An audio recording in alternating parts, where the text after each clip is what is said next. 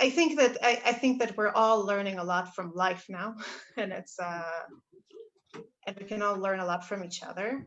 And I was curious what we can also learn when we try and find how the poets of the Psalms think about liberty. But I'm going to do something a little bit odd. And instead of delving directly into that, I want to ask you to hold this question in mind. What can the Psalms tells us about where we can find liberty? Hold it in your mind, set it aside on an internal shelf somewhere. And before we go into that, I want to talk about one Psalm in particular, Psalm 114, Kuf Dalet, which directly deals with the Exodus. In fact, it's so explicitly about it that it's described, it's called by the sages Hallel HaMitzri, because it's one of the Psalms that are, it's in the series of Psalms that are Hallelujah, Hallelujah, Hallelujah, Hallelujah. It's part of the Hallel that we say in special events. We read it on Pesach, in Haggadah Shel Pesach, we read it. And it's called Hamitzri because it's about Egypt. So let's look at it in the source sheet, just a moment. Let's look at it together. Can you see this? Just nod if you can. Okay.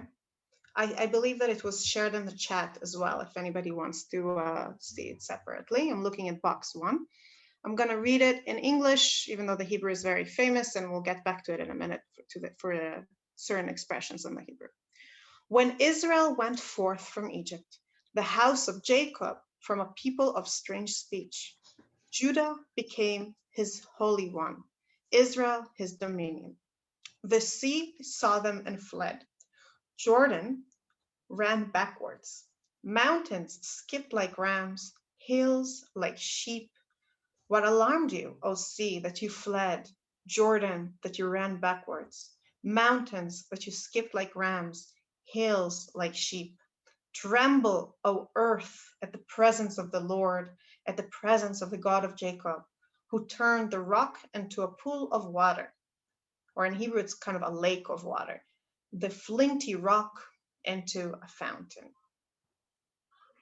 This is the one psalm that's clearly dedicated to the Exodus. In fact, it starts with that. It starts, Betzet Israel Mimitzrayim, when or as Israel went forth from Egypt, as they left. In Hebrew, latzet is to go out. It's a stronger, it's not just went forth. Went forth, I feel, puts the emphasis on the destination a little bit more. But the tzet is really just about getting out. So it's really about Yetziat Mitzrayim proper. But the interesting thing is that it's very different if we read it carefully from those descriptions of the Exodus that we have in Exodus, in Leviticus, in Numbers, and then in the repetition in Deuteronomy. It portrays that very differently. And what I want to do now is we'll look at it together and we're going to unpack it very, very carefully, because almost every line in this poem is, how to put it, it's a turn away. It's a stepping out of the bounds of the normal way we think about the Exodus when we read about it in the Chumshei Torah, in the books of Moses. Let's start with the very beginning here. We're still in the first box. Betzet Israel mimitzrayim, Beit Yaakov me'am lo'ez.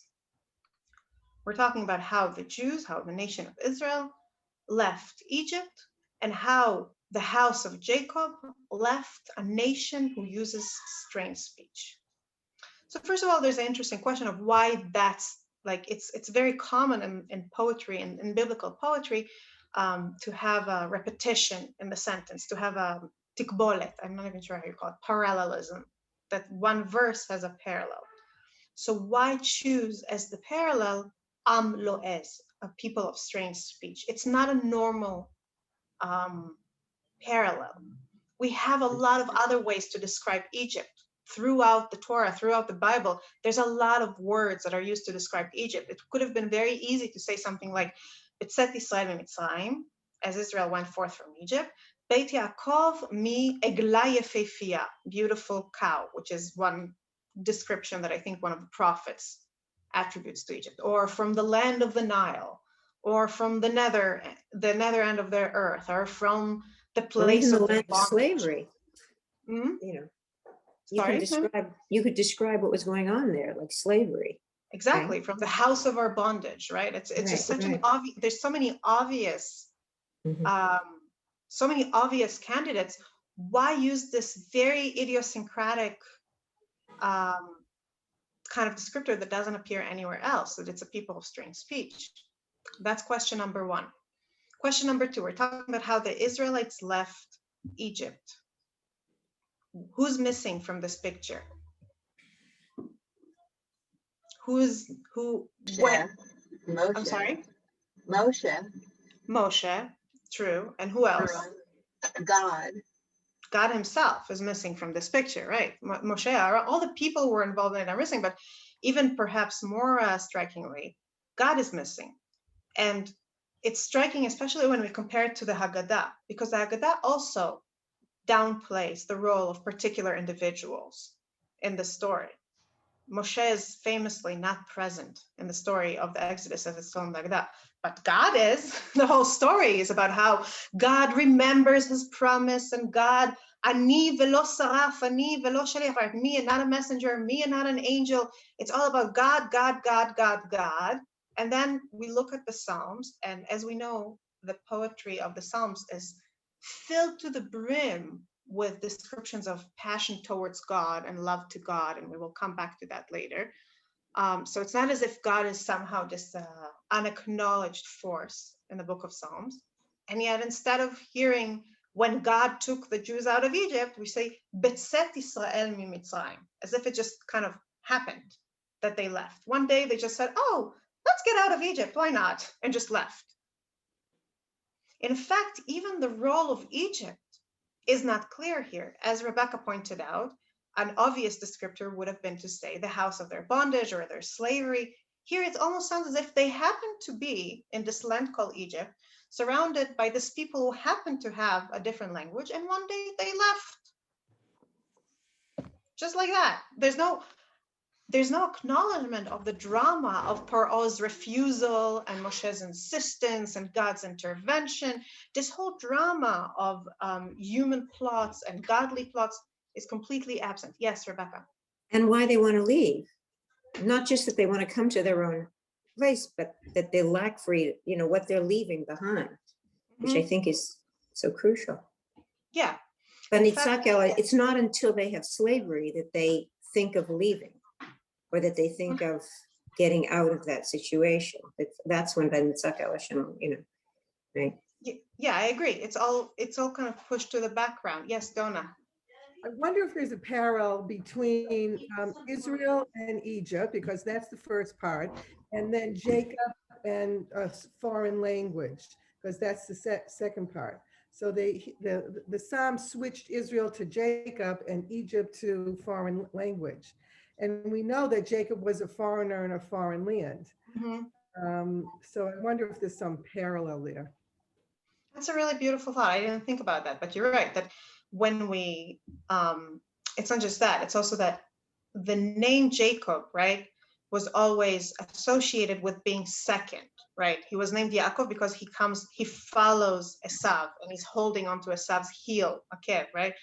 And he becomes Israel when he becomes a master of his destiny, when he sorer im malachim ve'elokim v'chaya, when he achieves kind of mastery, so the angel acknowledges it and names him Israel. So maybe when we talk about Israel, the language is irrelevant because he's master of his own faith. It's just a matter of locality. And then when you move back to Yaakov, who's more vulnerable, who's more still in the process of grappling, then you can talk about the alienation and the strangeness. I didn't think about that before, but thank you. That's a really beautiful layer here. I also want to point out, though, that the fact that we talk about the language and about the people, about the word am lo'ez, nation, a people, does add nuance to our understanding of what's going on here, also in the sense that even though we don't know why they were in Egypt, even though we don't understand the whole drama of somebody trying to stop them from leaving and someone else trying to help them get out, even though we totally miss God in the story, we do know that them leaving Egypt wasn't just a geographic migration. it had an element of being kind of coming out from within another nation, coming out from becoming themselves on some level. And this will come into play later. Let's read on because Some very strange echoes in this line and the next line too. When first you start with Israel, which is Am Yisrael, even though Am is not there, comes out of Egypt. And then you're suddenly saying the house of Jacob. So you're remembering Jacob and the brother and his sons. And when the sons first went, there was all issues with with Yosef of the interpreter who wasn't really necessary. And for them, for the Egyptians, they were the strange language. Now we're sort of turning it on the other side that they're coming out from the Egyptians were the ones with the strange language. And then in the next line, besides all the other strange implications, you have Judah, who became instrumental in their going into Egypt. But also, why are we suddenly calling Israel just Judah? And that has echoes from the fact that this is a Psalm of David and the Malchut that was from Beit Yehuda. So there's these links to the beginning of the that don't totally jive with all the other things that are going on, that of the way you think of Israel in Shmot and in Dvarim. Yeah, it's I would I agree, Aileen, thank you. And I would rephrase it and say, just for the purposes of kind of looking at it in context here, that there's an overabundance of references in the sense that it's not telling us the narrative story as we know it. Instead, it's referencing to all these different things, to the Yaakov saga, to the Yehuda, to Beit David, to Israel and Yaakov as two complementary parts of the Jewish story, and it's kind of sending us in a lot of different directions. So let's continue a little bit and see a little bit more. Okay, just I'll reopen it for discussion in a second. I want to get a little bit farther down so we can shape it a bit more. Let's read together verse number 2. Haita Yehuda lekodsho. Here in the translation it says Judah became his holy one. Israel lemamshelotav. Israel his dominion. But the truth is that the Hebrew is very ambiguous here, because what are we even talking about here? Some of the commentators, some of the classic commentators say that Yehuda and Israel here reference a place and not the people. They're saying, as the Jews, the nation of Israel, were coming out of Egypt, already God took the promised land and made it the place that they're going to be sanctified and rule in under his name.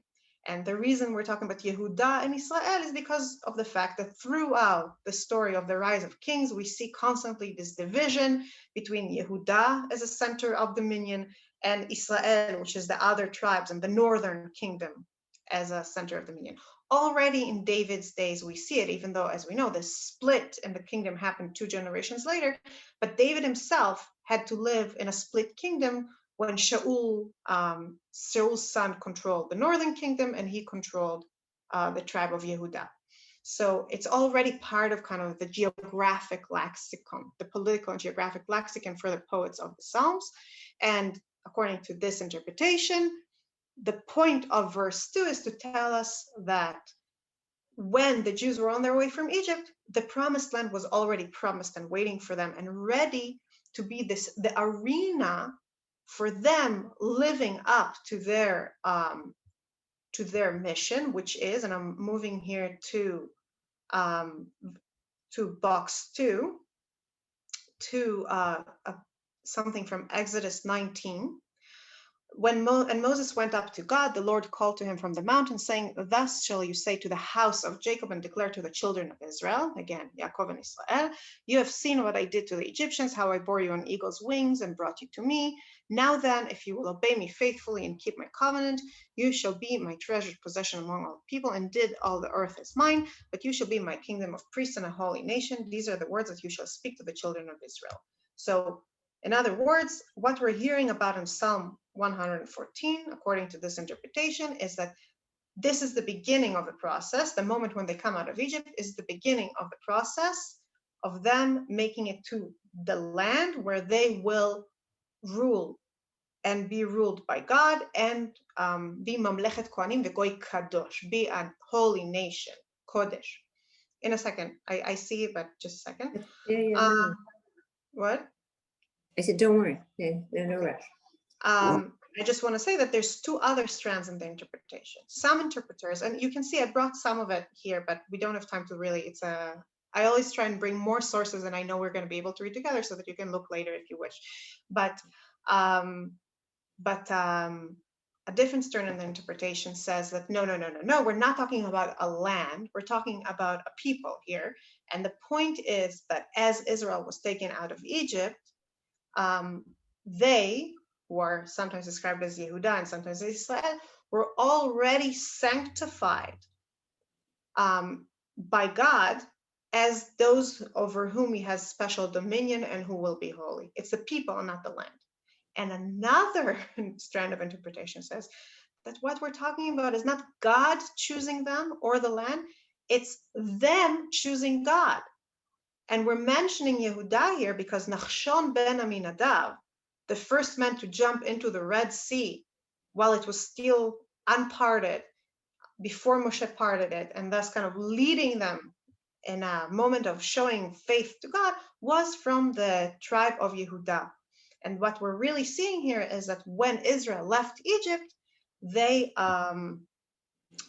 made God, they sanctified God, they made themselves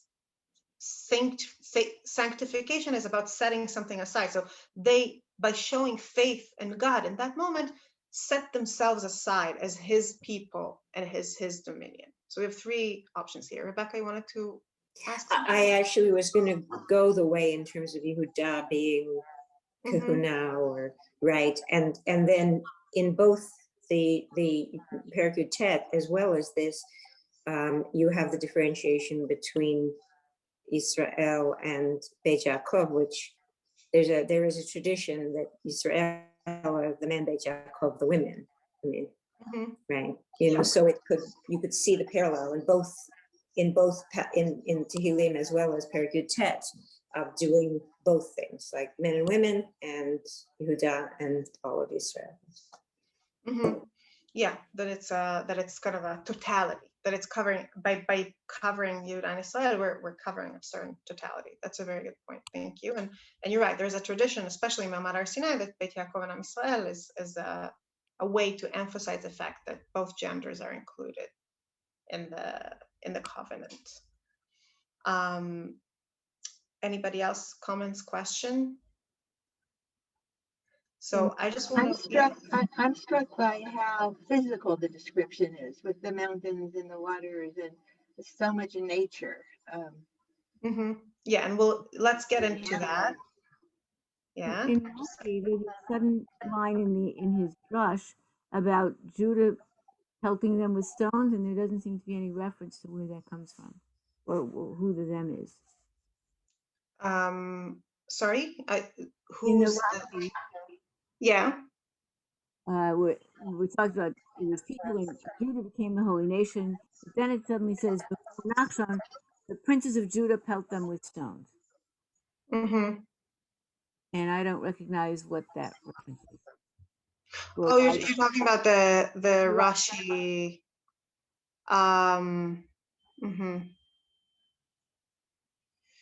Okay. I recommend. I'm sorry. I'm going to apologize and say that we're not going to go into that right now.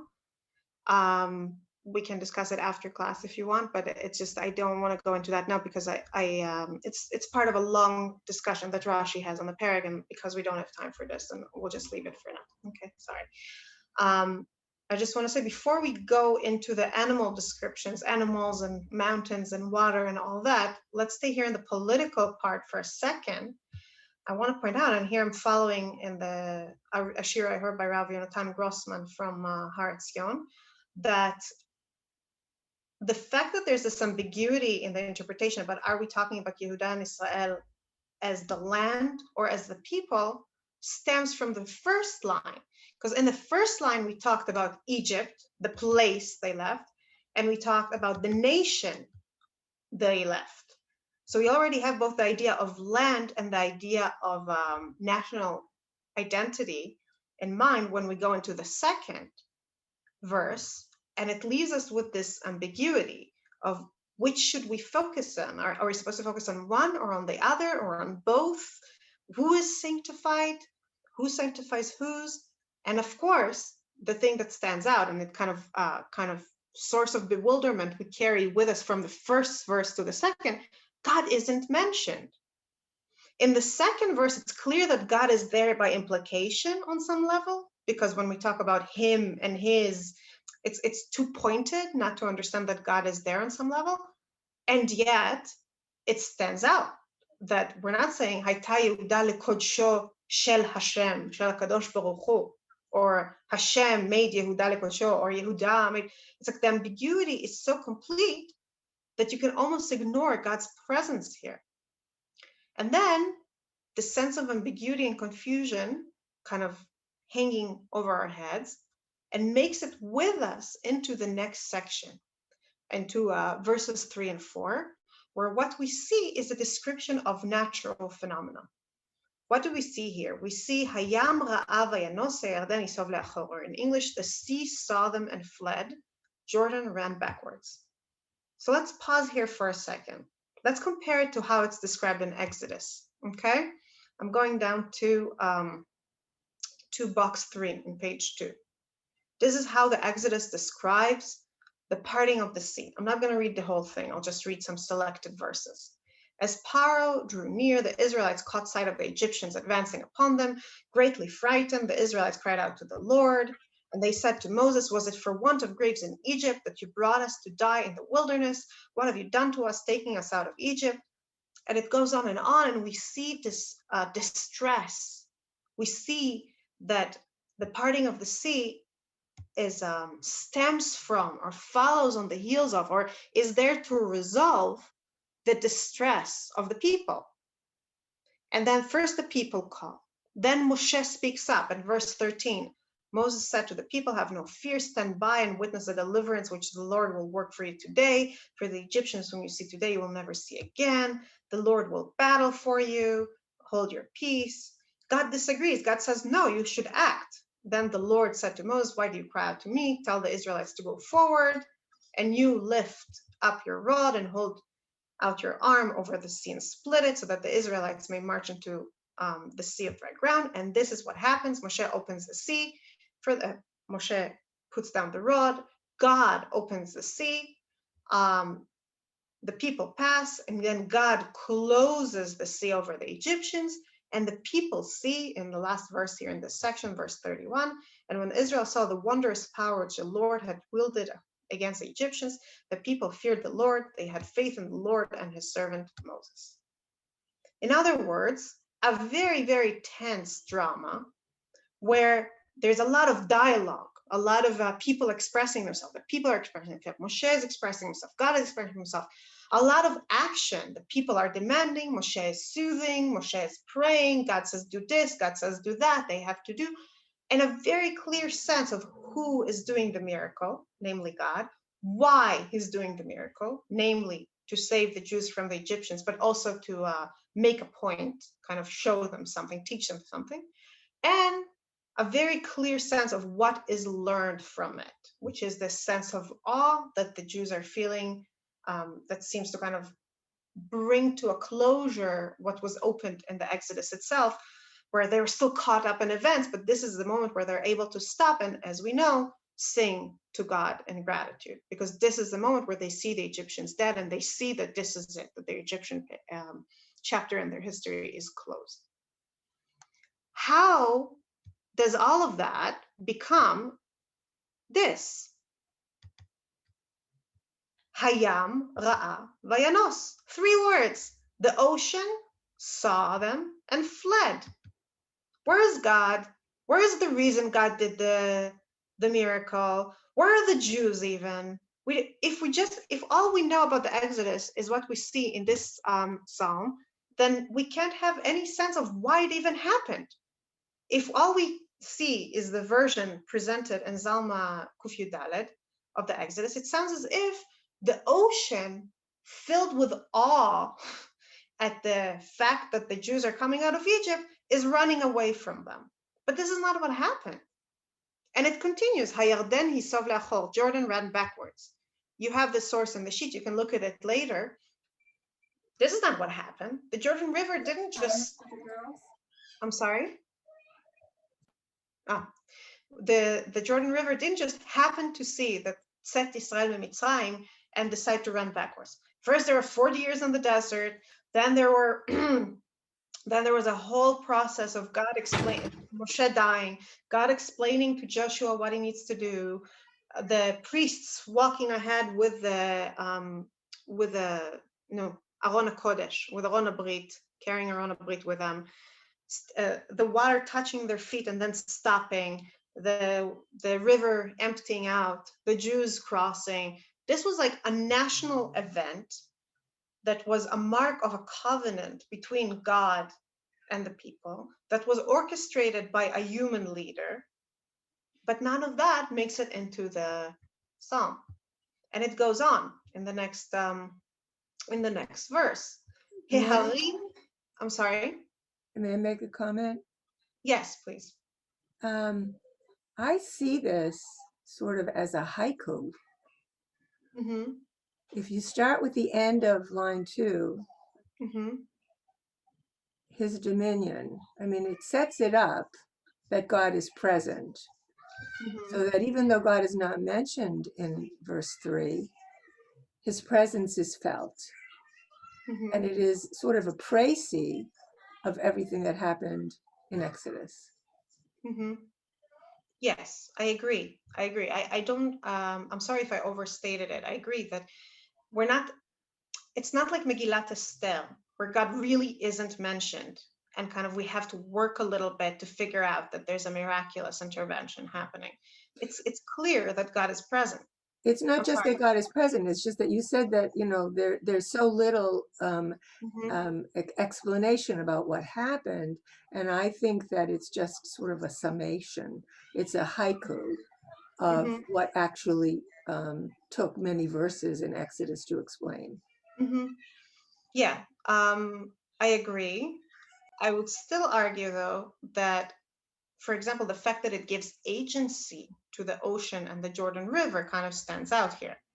Because in the original story in Exodus and later the story in Joshua about the crossing of the river, there's so many people, there's so many actors with agency, with initiative involved. There's God, there's Joshua or Moshe, there's the people, but the ocean and the river are inanimate objects. They don't participate. Whereas here, suddenly they are expressing their awe by acting in some way. Now, naturally, it's poetic license. I'm not suggesting that the psalm is assuming that they acted on their own will, but why? My question is, why is the poet choosing to characterize inanimate objects as active here? Any thoughts about that? Any comments? Suggestions?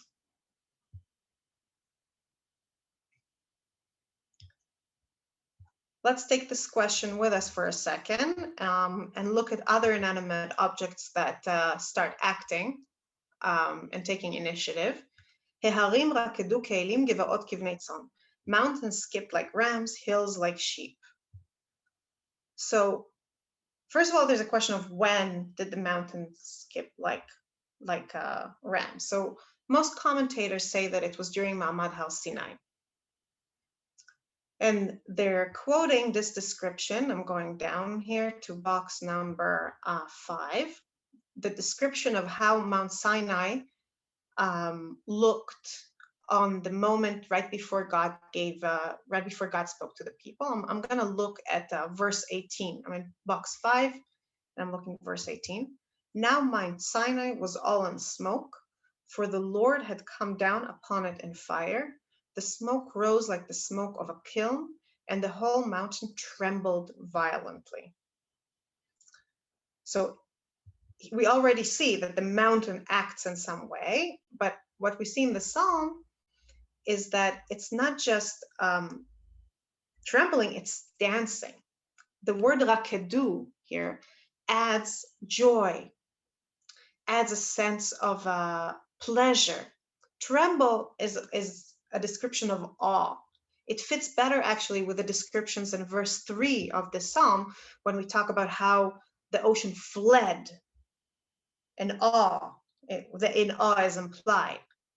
But the mountains are not fleeing, they're skipping, they're dancing.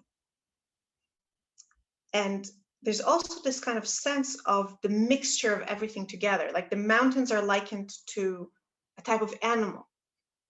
And it's almost like mountains become animals, ocean become dry land, river becomes dry land. Nature changes itself. Nature is no longer what it used to be. And the poet here kind of comes and asks this rhetorical question. He says, what alarm do you, O sea, that you fled, Jordan, that you ran backwards, mountains that you skip like rams, hills like sheep? And then the answer is, milifnei Adon Chuli Aretz, milifnei Eloi Yaakov. And here the translation is problematic. The translation here says, tremble, O earth, at the presence of the Lord, at the presence of the God of Jacob. But the truth is that I'll translate now word by word. Milifnei, from in front of, Adon, master, Chuli Aretz, something, land. Milifnei Eloi Yaakov, from in front of the God of Jacob. But what is Chuli? And again, there's three directions that the interpreters take us in through. Some say Chuli is from the Hebrew word lecholel, which means to create. Milifnei Adon Chuli Aretz, meaning the master who created the earth. Why is nature changing? Why are the mountains dancing? Why are the hills trembling? Why is the ocean and the river turning back and escaping in awe? Because they see the master who created the earth. That's number one. Now, number two, Chuli is chil ure'ada, fear. So it says, milifnei Adon, from the presence, in the presence of the Adon, of the master, Chuli, be afraid, O land. This kind of ties into the imagery of awe and fear, less so into the imagery of dance and joy, right?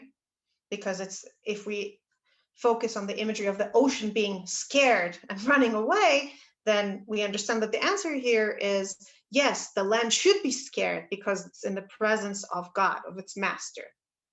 But this is only the second interpretation. Another interpretation is that it's from the word machol, which means dance. So milifnei Adon, in the presence of the master, chuli aretz, dance land, which ties to the imagery of the dancing mountains. So in this very beautiful way, this one description, milifnei Adon chuli aretz, which is a very ambiguous and weird expression, and I'll open it again so we can all see it in front of our eyes as we speak about it. Within this one, within this one expression, we kind of see all the different strands of the poem coming together. The sense that there's some awesome in the awe sense of the word, not in the popular awesome kind of sense of the word.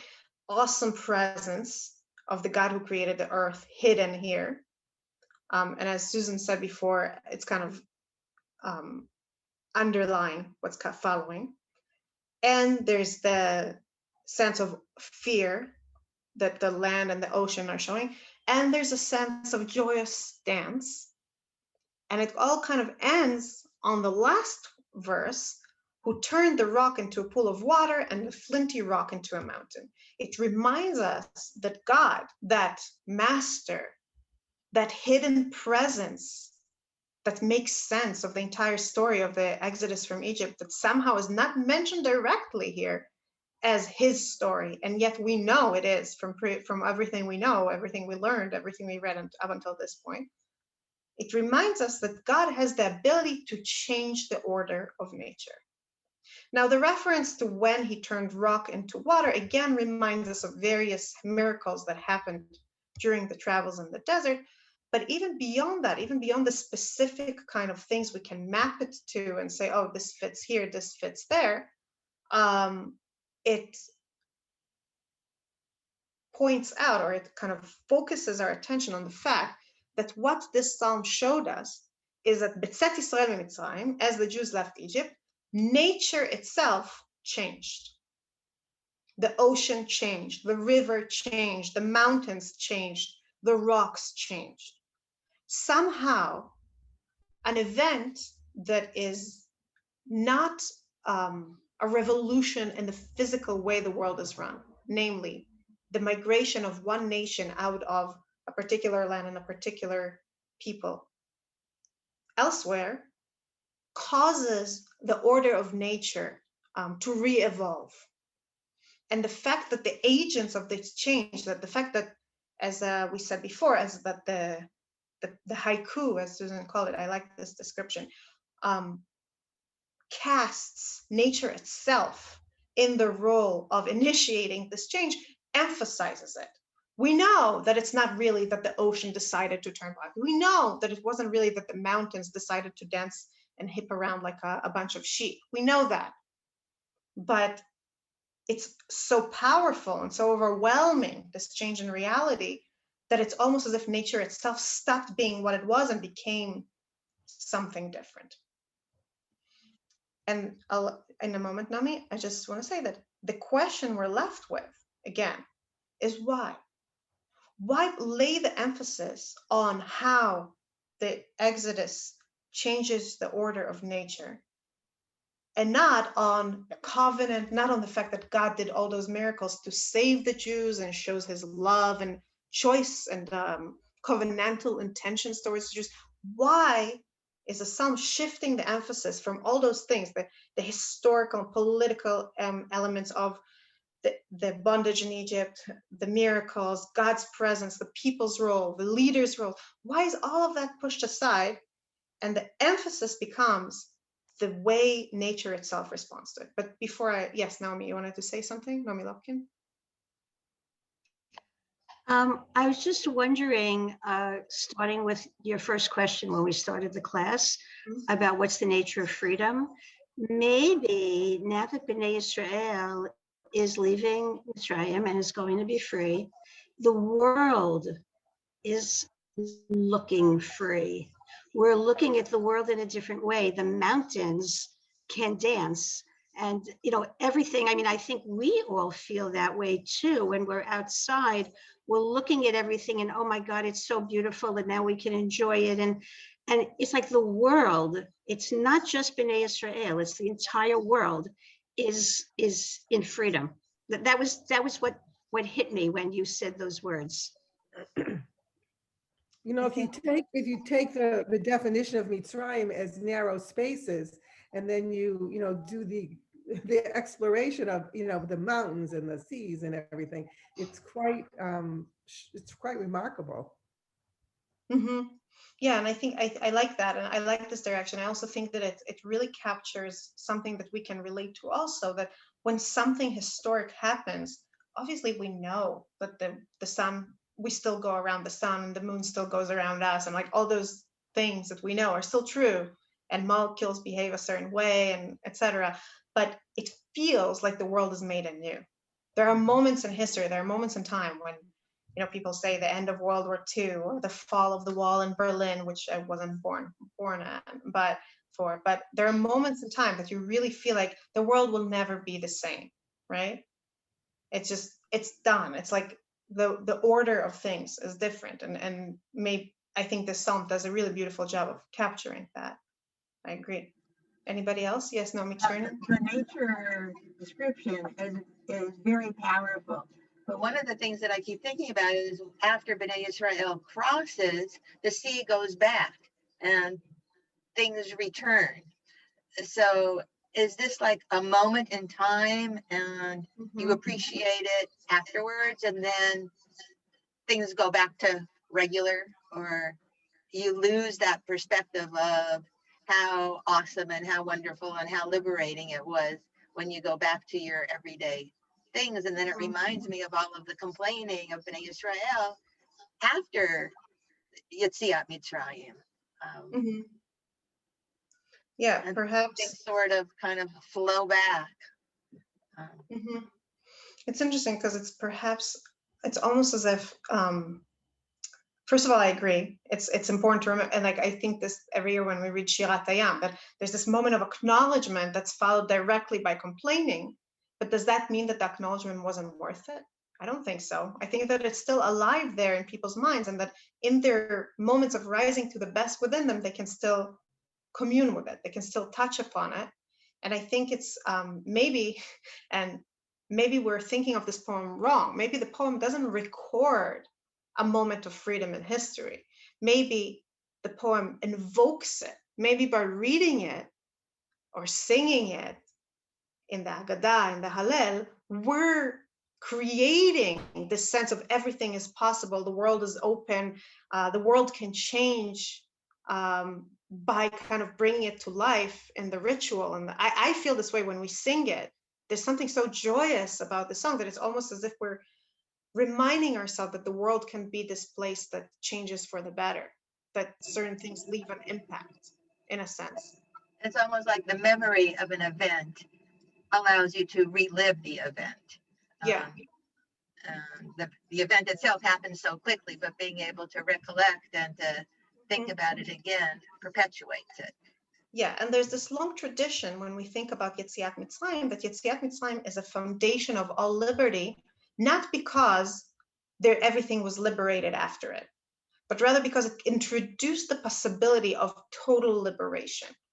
It wasn't just a case of like getting slightly better terms in a negotiation with Paro, like we see in Megillat Esther, by the way, right? And then they get a better deal from the person who rules over their life. But that's not what we're seeing here. What we're seeing in just a moment is a total breakaway from the world they knew before, the nation that they belonged to before, the land they belonged to before. They're totally free from it. And the fact that later there's other oppressions and other enslavements doesn't change the fact that it's possible. And the knowledge it's possible will inspire everybody everywhere for millennia, as we know. Rebecca, you wanted to add something? That's what I was thinking, whether it be the Americans or Black slaves or anywhere they are, it still is always held up as the epitome of a people, released from slavery. And the truth is that in this regard, I agree. And in this regard, all these descriptions of nature changing, it doesn't matter that nature then changed back, right? The ocean went back and the mountains stopped trembling, because the world changed. The world of people changed. The world will never be the world it was before the Exodus, because the possibility of liberation is now alive in everybody's minds. But isn't it something we all have to remember? Because in every incident, like you talked about the end of World War II, I mean, to be perfectly honest, when you said that, I thought of Mandela being freed, your father being freed. I remember watching him walk across. I remember watching Mandela leave the island. You thought that everything changed. It doesn't quite change. And we have to keep those moments in mind, because everything goes back. We have these revolution, we see these things, and if we don't keep it in mind, then we are almost end up going back.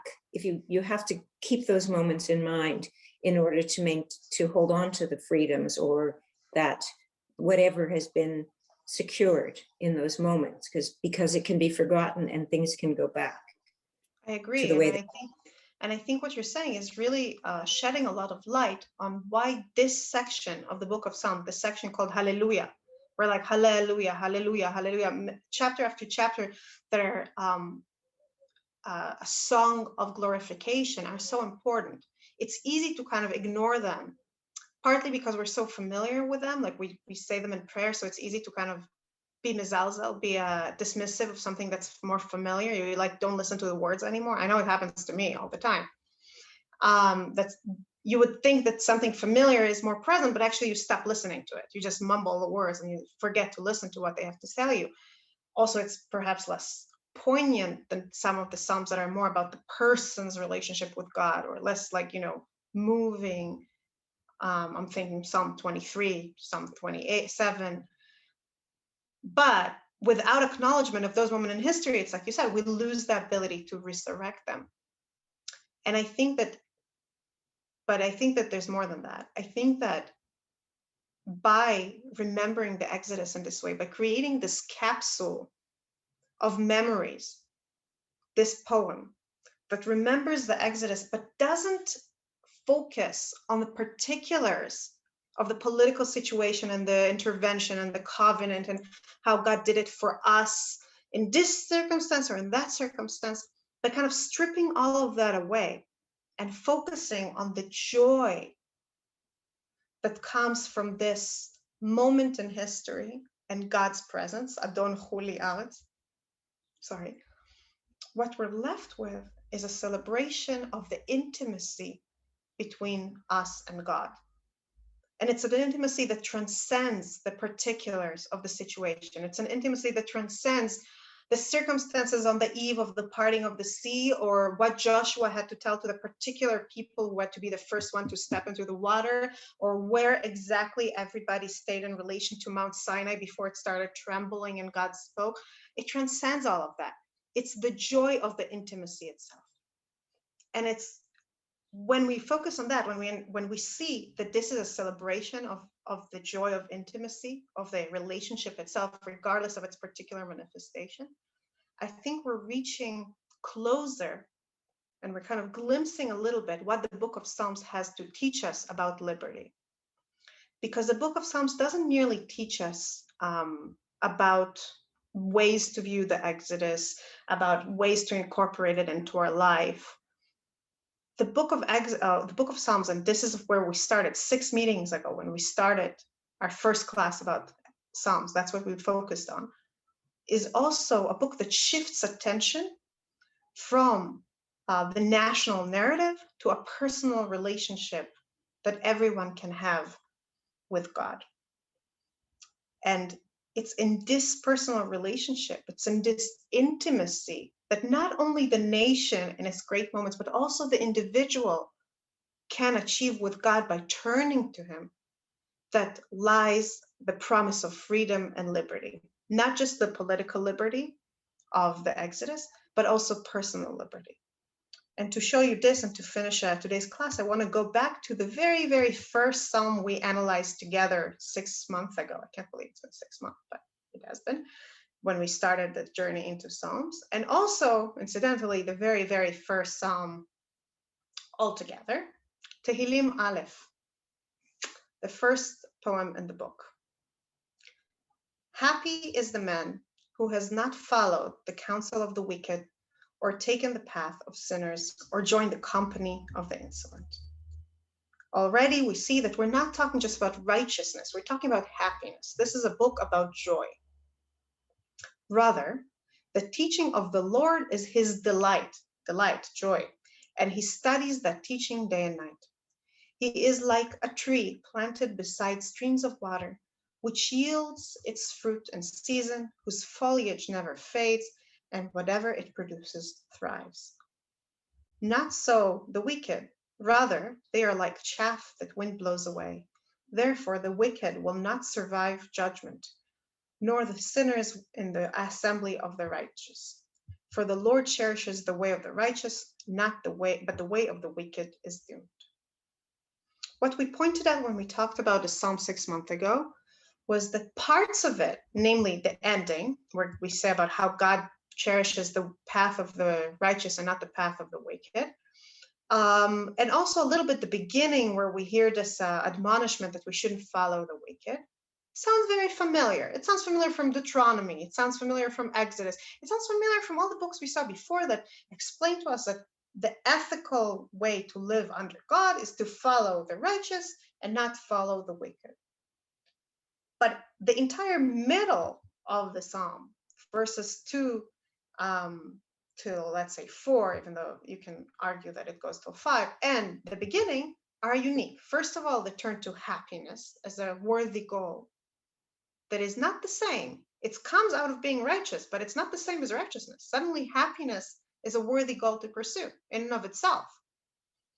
But also from the fact that what we see described here is not do A, B, C, D, and then you'll be righteous, and don't do A, B, C, D, and then you're not going to be wicked, but rather be focused on God, be rooted in God, dedicate yourself to the teaching of God, turn to God for delight, and that will make you righteous.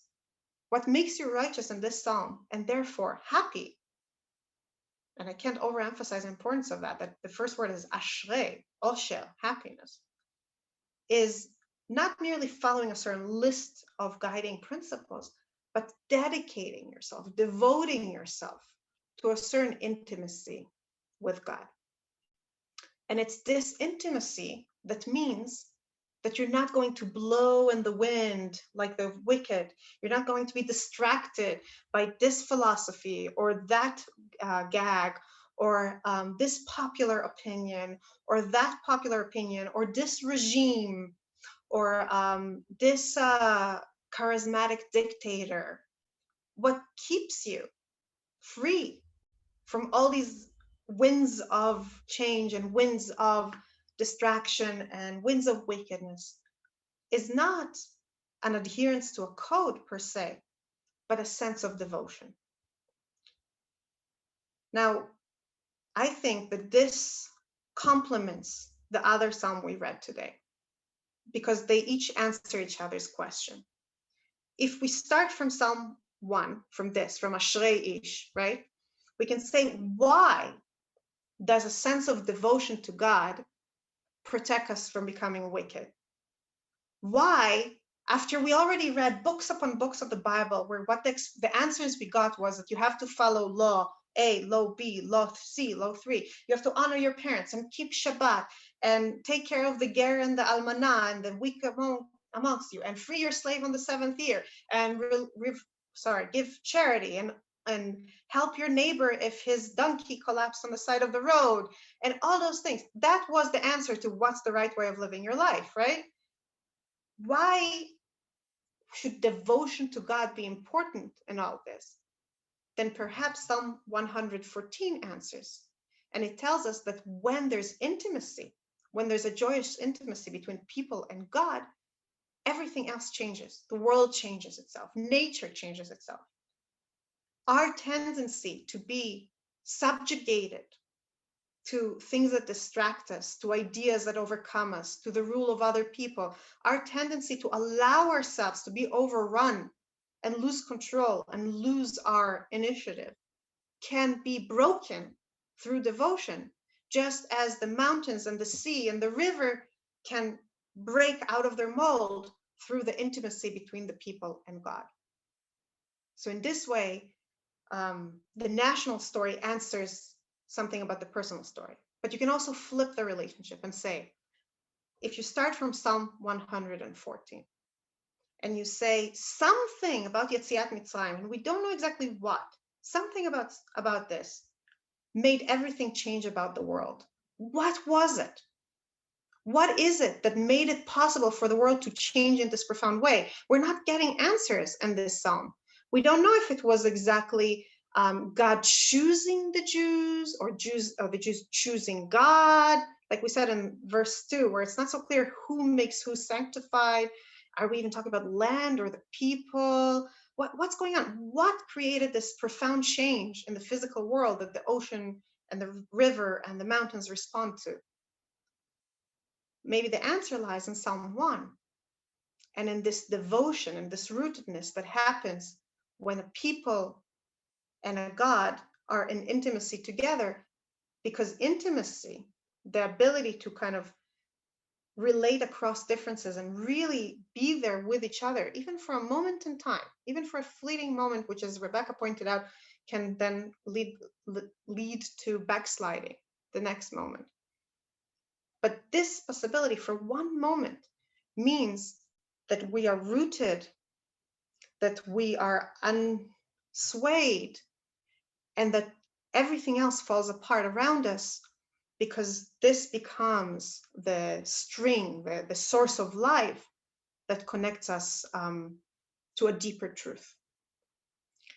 And on that note, I want to wish you all to reach freedom in your own ways.